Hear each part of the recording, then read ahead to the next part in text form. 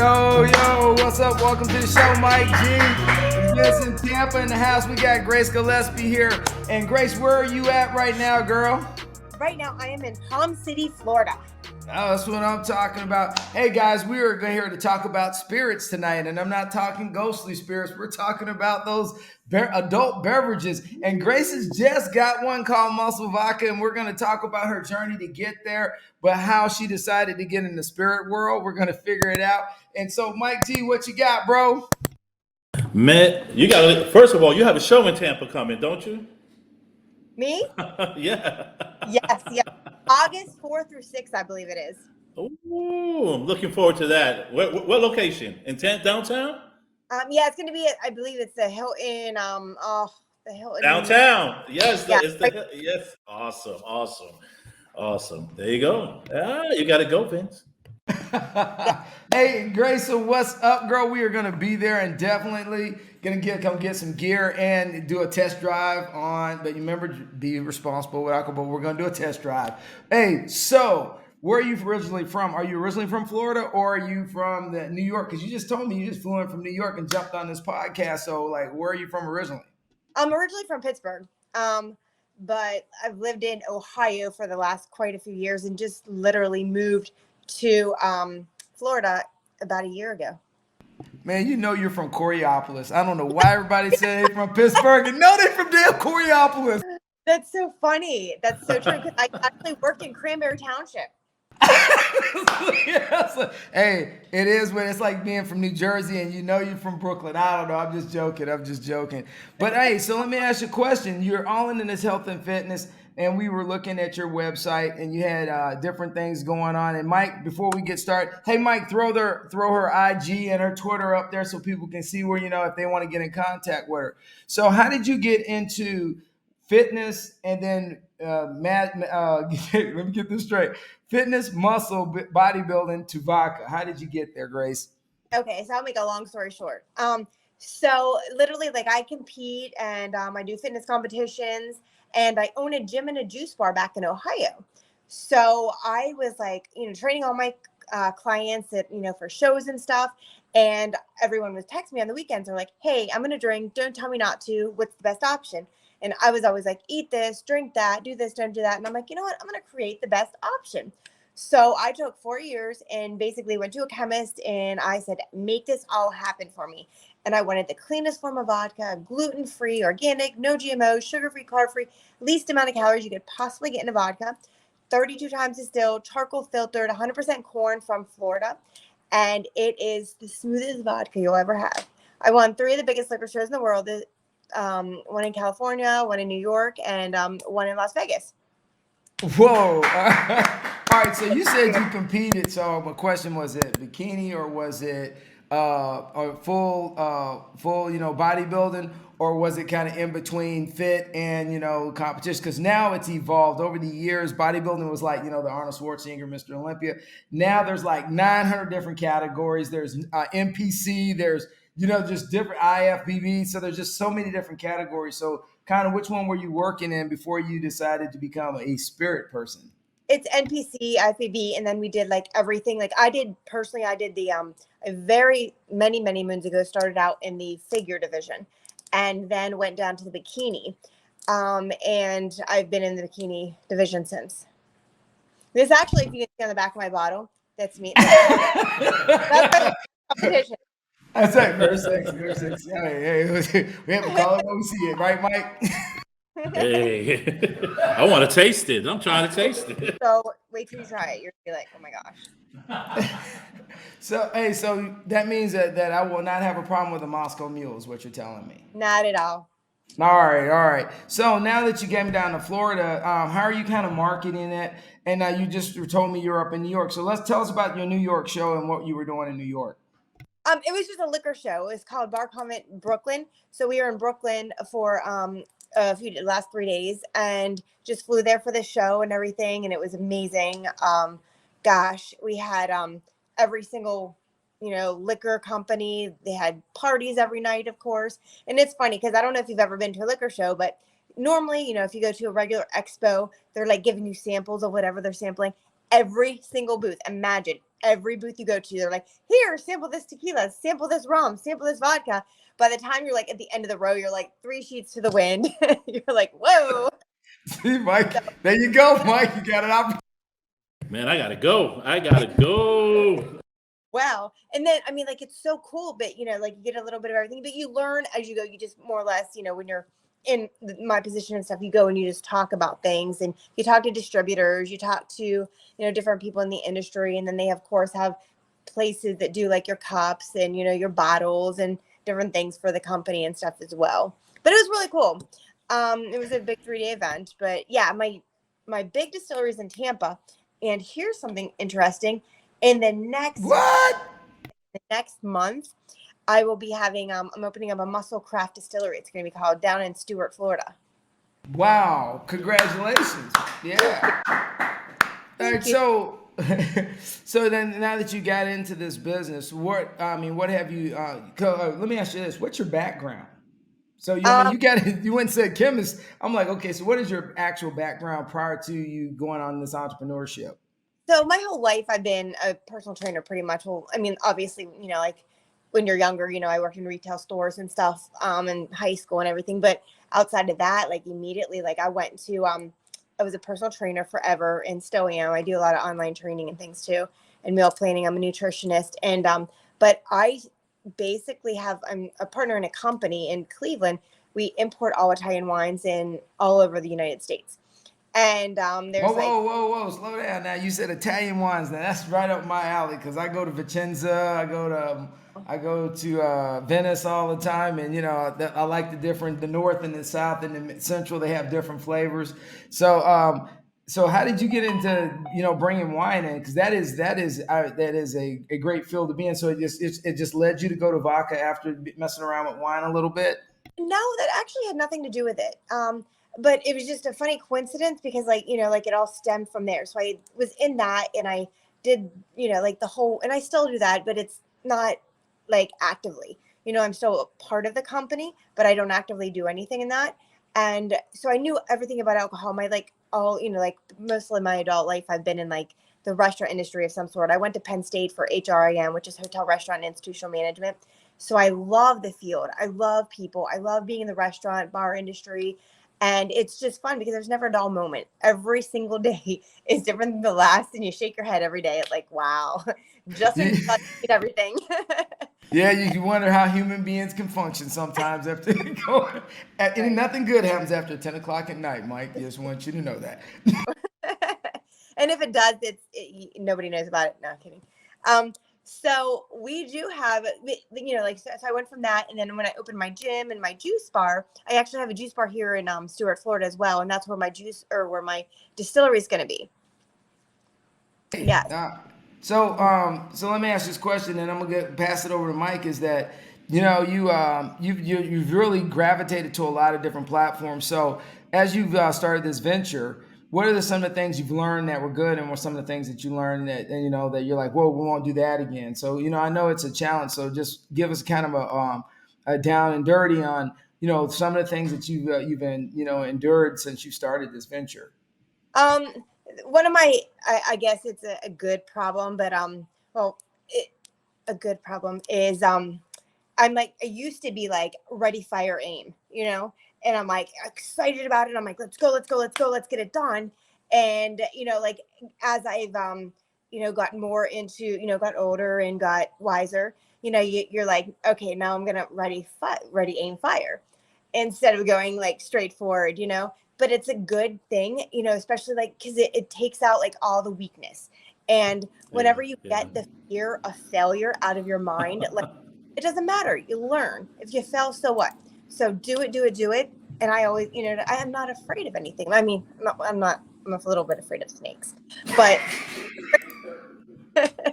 anything on that, like I can do whatever. And, like you just learn. If you can learn from other people's mistakes, that's even better. But you got to learn from your own mistakes. And another thing that was hard for me is delegating, because I love doing things. Like, I'm like, why am I going to delegate this out when I know I can do it a million times better? Because you know what you want in your head. And you're like, okay, let's do this. But I know I can do it faster, and I know what I want. So by the time I explain it to somebody how I want it done, I could have already had it done. And that was another obstacle for me, was like, putting it out there and saying, okay, I'm delegating you to do this and you to do that. Because right now I have 350 ambassadors in the United States. So we're in 37 states and 14 countries online. So I do promos at any given weekend. I have like 7 promos going on somewhere or another. Wow, that's interesting that you say that, and that you've kind of expanded your ambassador program, and so I guess you're either a Virgo or a Leo, one of those fall kids, and then you have, and you're OCD, so it's hard to give anybody any power. Yeah, and I just love it though. I eat, sleep, and breathe my company, and I also have a champagne as well.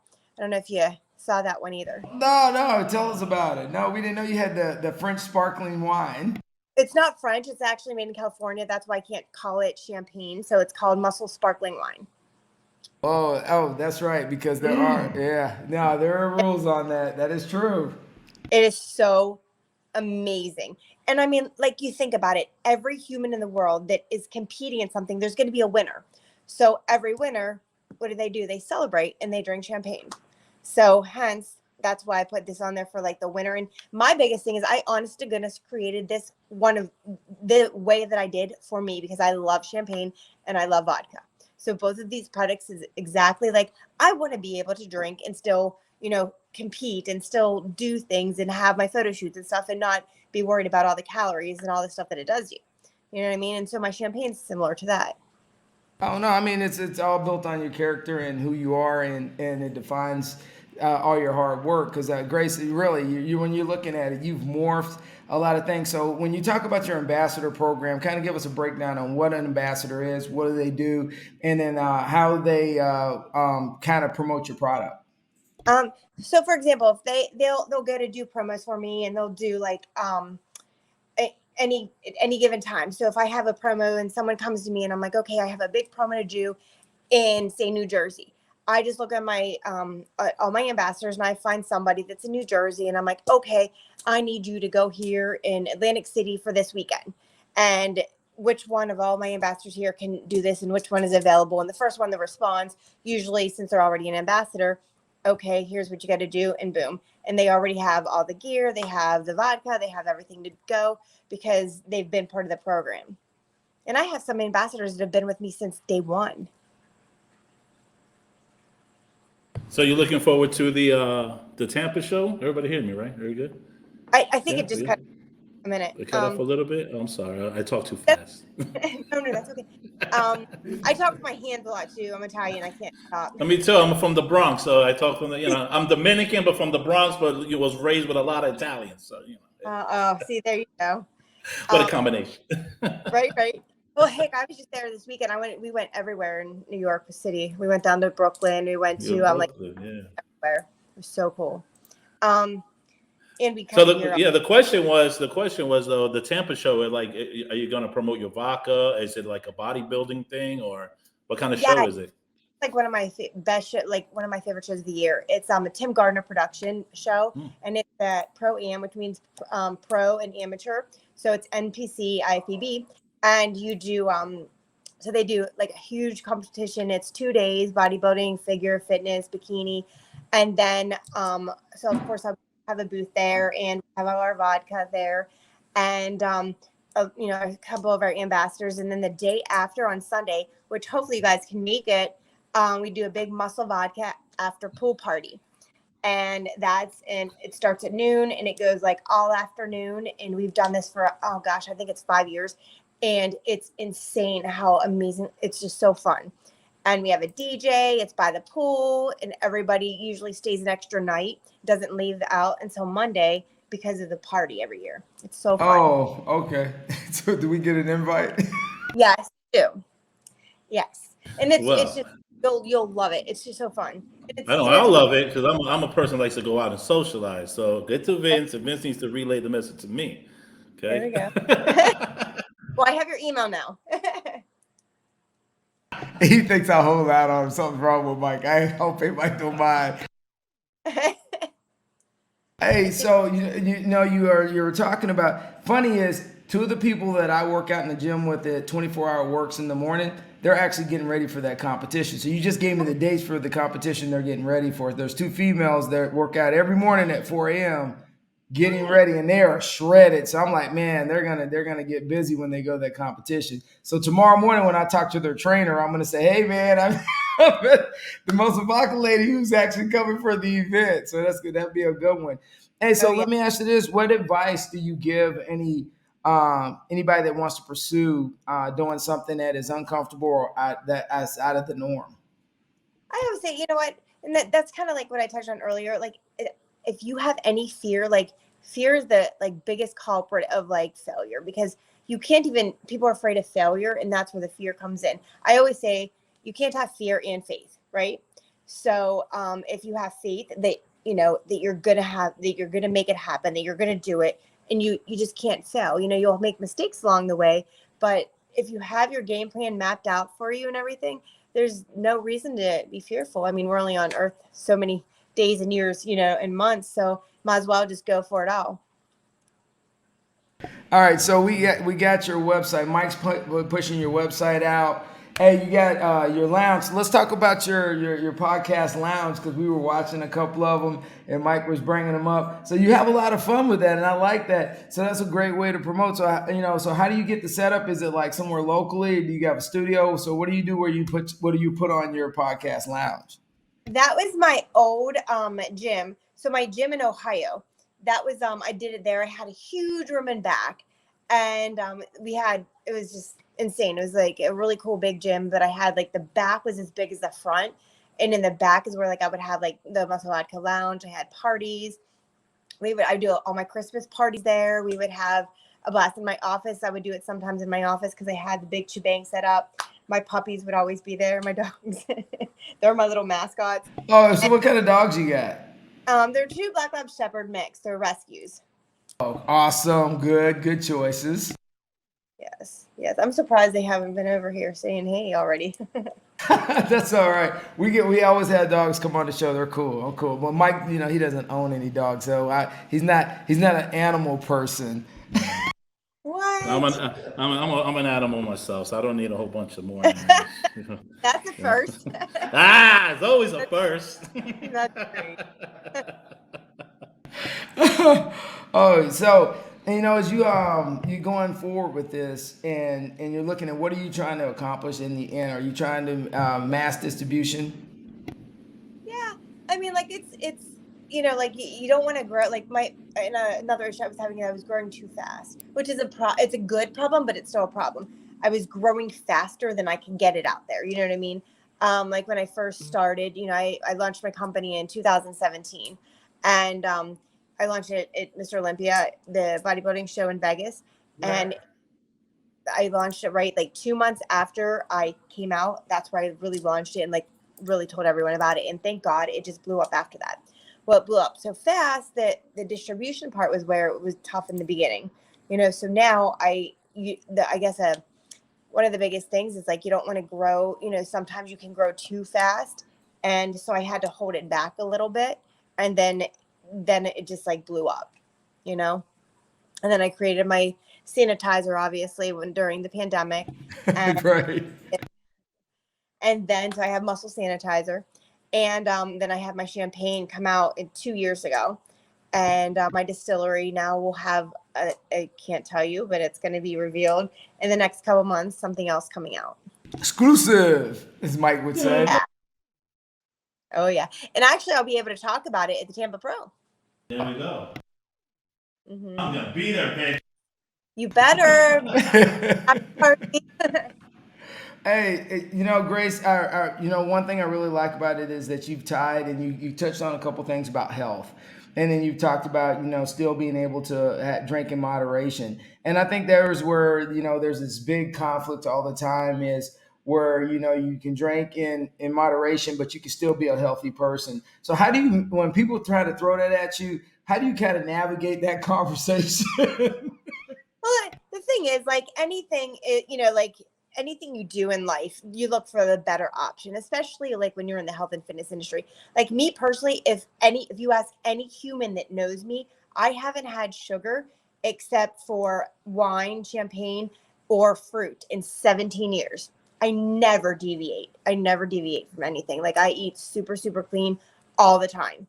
And And I think everything in life is about moderation. I'm not saying there's wrong with having cheat meals and, cheat days or whatnot, but as long as you do something good more than you do something bad, that's whenever it becomes a problem. You know what I mean? That's when it is not a problem. Oh no, no, absolutely. Because I mean, I'm a creature of habit. So like 4 a.m., I have to go to the gym and work out it, and then I have to, and I try to make sure I do prep meals and all that during the week.